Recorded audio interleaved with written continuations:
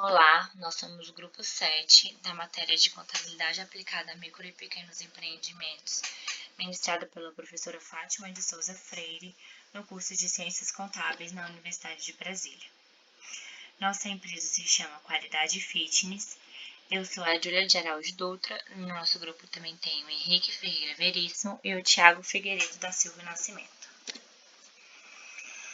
A nossa empresa foi criada de forma fictícia, portanto, os dados e situações foram criados pelo grupo. A empresa atua no ramo de comércio de roupas de academia voltada para o público feminino, tanto de forma presencial como de forma online.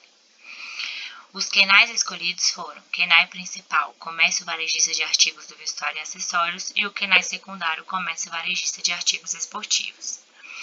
A empresa foi fundada em janeiro de 2021 e desde que foi fundada, a empresa está atuando na informalidade. Escolhemos isso para melhores formas de comparação e estudos de caso. A localidade de atuação da empresa é em Águas Claras, no Distrito Federal. Possui um faturamento médio mensal de R$ 14.000, possui 2 sócios e 2 funcionárias, que recebem ambos um salário mínimo, cada uma delas. Considerando o porte da empresa, o número de funcionários e o número de sócios, na legalidade, a empresa se enquadra como microempresa, por possuir receita bruta inferior a R$ 360.000 no ano. Como microempresa, a empresa pode optar pela tributação pelo lucro presumido ou pelo Simples Nacional. No caso em questão, iremos considerar a opção pelo Simples Nacional. O Simples Nacional é uma forma de tributação através de um documento único de arrecadação de forma mensal. São recolhidos os seguintes tributos: imposto sobre a renda da pessoa jurídica, imposto sobre produtos industrializados, contribuição social sobre o lucro líquido, contribuição para o financiamento da Seguridade Social, contribuição para o PIS/PASEP, contribuição patronal previdenciária, ICMS e ISS. A metodologia usada pelo grupo foi a seguinte: os preços das peças foram estipulados conforme pesquisa de preço de fornecedores atacadistas dos produtos comercializados pela empresa. Os preços de venda foram estipulados conforme preços de empresas que atuam neste ramo. A despesa fixa de aluguel foi estipulada baseando-se nos valores de aluguel da região escolhida, ou seja, o grupo fez uma pesquisa e então chegamos em um valor médio de aluguel na região. As despesas fixas de conta de água, luz, internet e despesas de marketing, como o site, foram baseadas em situações conhecidas pelos integrantes do grupo.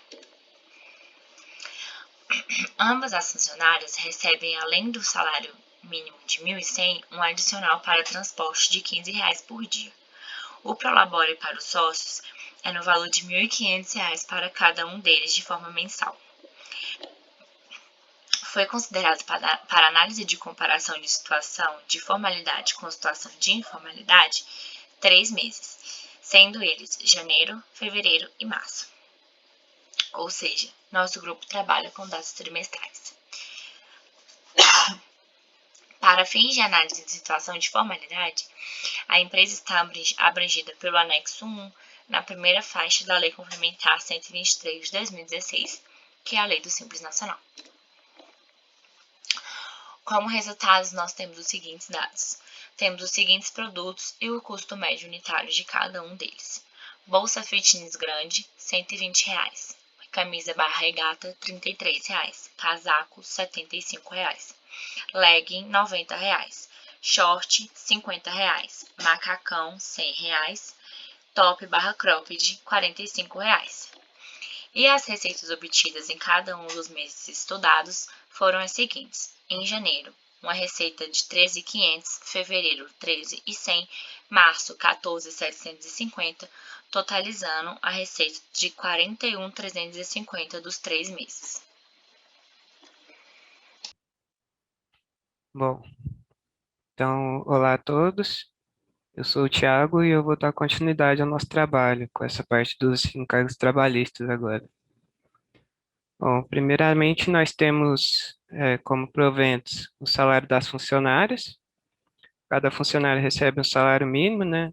Então, 1.100. Como é 1.100, a alíquota do INSS ainda é 7,5%. Então, 7,5% de 1.100 dá esses 82,50.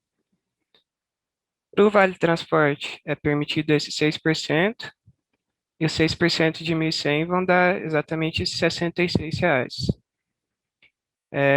Então, 1.100 menos 82,50 menos 66 vai resultar nesse total líquido de 951,50.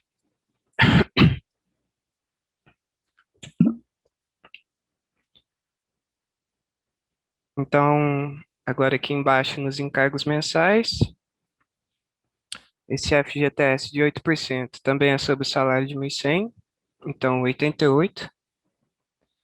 Aqui para o Vale Transporte, nós estamos considerando que as funcionárias trabalham 20 dias, então esses 20 dias multiplicados pelo valor do Vale Transporte de R$ 15, menos 66 já anteriormente calculado ali em cima, vai dar 234.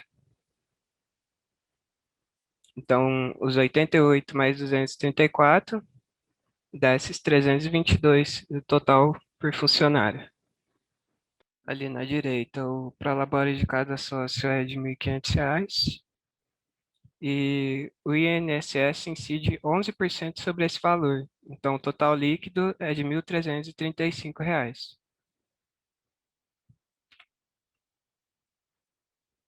Aqui nós trouxemos as provisões mensais que se aplicam à nossa empresa, né? Então, 13º salário de 91,67, FGTS sobre o 13º de 7,33, férias de 91,67, um terço de 30,56, FGTS sobre férias e um terço de 9,78. Então, somando tudo isso, nós temos o valor de R$ 231,01. Isso é o total por funcionário mensal, né? Agora, então, o Henrique vai falar um pouco sobre a tributação da nossa empresa, da Qualidade Fitness, e eu volto logo em seguida.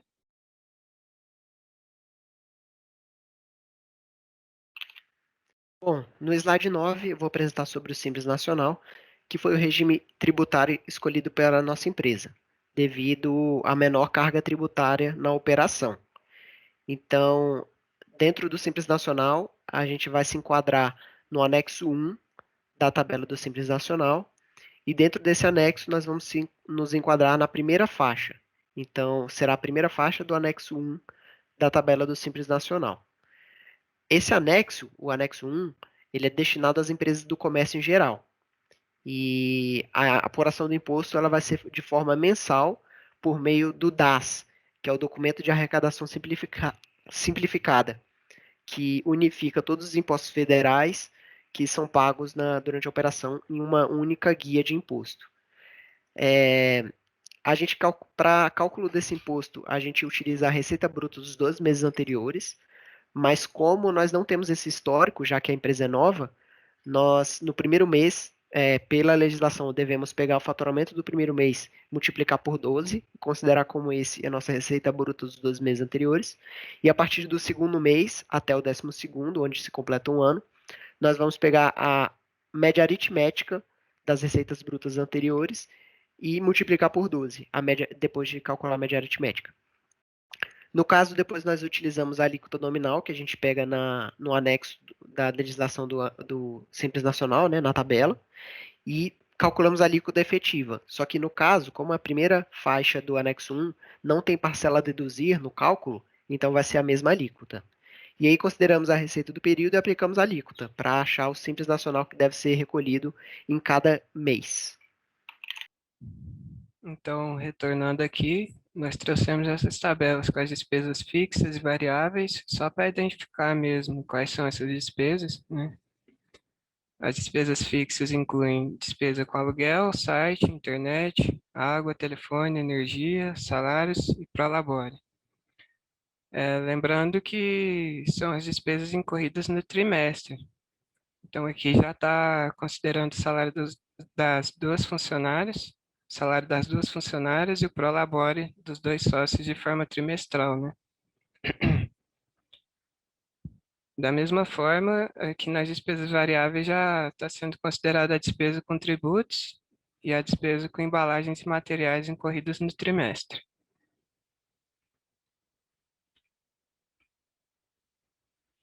Então, aqui nós calculamos o markup e o preço de venda da empresa, né?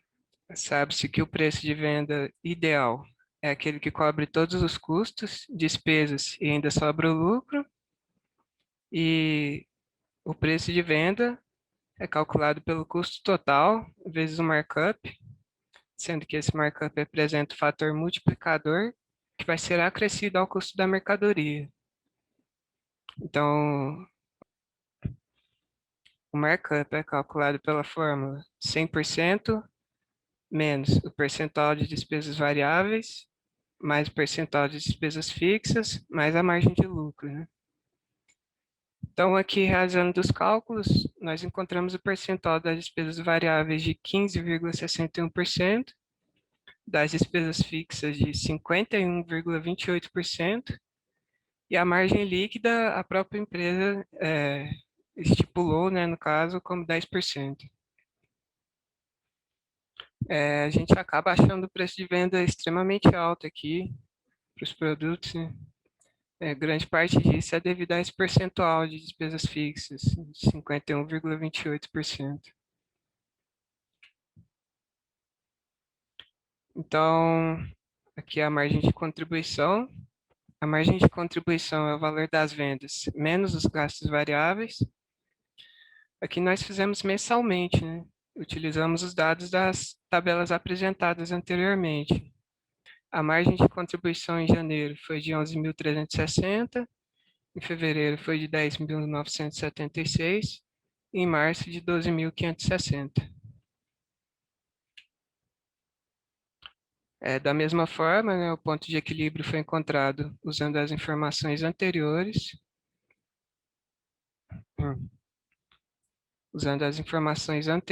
e os dados mensais. O ponto de equilíbrio é o momento onde as receitas se igualam aos custos. E aqui nós dividimos os gastos fixos pela margem de contribuição para chegar nesse resultado, né? Nesses resultados. Então, em janeiro, o ponto de equilíbrio é de 66,98, fevereiro 69,32 e março de 60,57. Agora, então, o Henrique vai apresentar alguns resultados da empresa, né, na informalidade, comparando com a empresa na formalidade também. Continuando, conseguimos aqui ver os resultados da folha de pagamento. E vamos comparar aqui o cenário da informalidade contra o cenário da formalidade. Na informalidade, considerando o salário de R$ 1.100, esse valor seria transferido de forma líquida para o trabalhador. Com o adicional de vale transporte de R$ 300, teríamos um custo total mensal na informalidade de R$ 1.400. Já no cenário da formalidade, considerando o mesmo valor de salário, seria descontado no contra-cheque do trabalhador um INSS retido na fonte de R$ 82,50, que seria recolhido pela empresa para os cofres públicos, e seria descontado também do trabalhador 6% do valor de vale-transporte será pago no mês, dando um salário a pagar, que seria transferido para o trabalhador, de R$ 951,50. Deve ser também considerado para o custo da empresa o valor de FGTS de 8% e o valor de vale-transporte que vai ser pago também. Além disso, temos que considerar também os valores de provisões de folha de pagamento, que é feito todo mês. São provisões de são provisões de férias, terço adicional e, um terço adicional de férias e 13º salário. São as provisões de folha de pagamento. E também os encargos de imposto que também incidem sobre o 13º e um terço adicional de férias, que são FGTS e INSS. Nisso, resultaria um custo total mensal na formalidade de R$ 1.587,01. Tendo em vista esses valores e os valores apresentados anteriormente, nós fizemos a DRE e também comparamos a DRE trimestral da informalidade contra a DRE trimestral formalidade. Entre as duas, todos os valores permanecem o mesmo, de despesas fixas. O que vai mudar entre as duas são as 4 últimas linhas, que são de salários, prolabore, encargos de folha de pagamento e o lucro líquido. Então, lá no início nós temos a nossa receita de venda, que foi projetada, as despesas variáveis, que incluem impostos e brindes, que resultam na margem de contribuição. Essa margem de contribuição será usada para pagar as despesas fixas e lucros. E as despesas fixas ficaram aluguel, site, internet, água, telefone e energia, salário, e essas são as despesas fixas que são iguais, tanto na formalidade quanto na informalidade. Agora, na esquerda, na informalidade, nós vemos que os valores de salários e prolabores que serão repassados são maiores do que na formalidade, porque esses valores seriam líquidos transferidos para os trabalhadores. Mas no caso da formalidade, nós ainda temos que considerar que, mesmo os valores de salários e prolabores sendo menores por estarem líquidos para o trabalhador de forma menor, nós temos todos os encargos da folha de pagamento, que são os tributos e as provisões. Então, o lucro líquido na formalidade seria R$ 11.784,47, que seria menor do que o lucro na informalidade, que seria de R$ 11.942.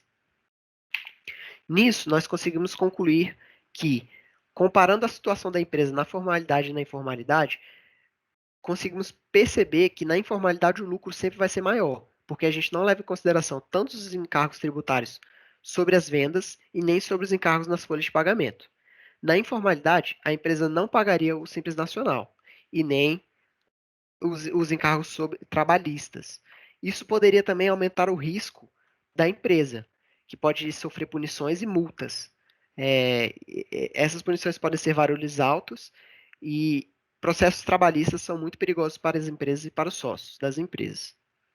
Concluímos também que, além do fator financeiro, a empresa na informalidade é uma empresa que não contribui para o crescimento do Estado da sociedade, pois não recolhe os tributos e não contribui com a previdência social dos trabalhadores. Então, mesmo que o lucro líquido seja maior na informalidade, a longo prazo, o grupo concluiu que, na formalidade, a empresa tem mais chances de continuar operando ao longo do tempo e ser perene no mercado.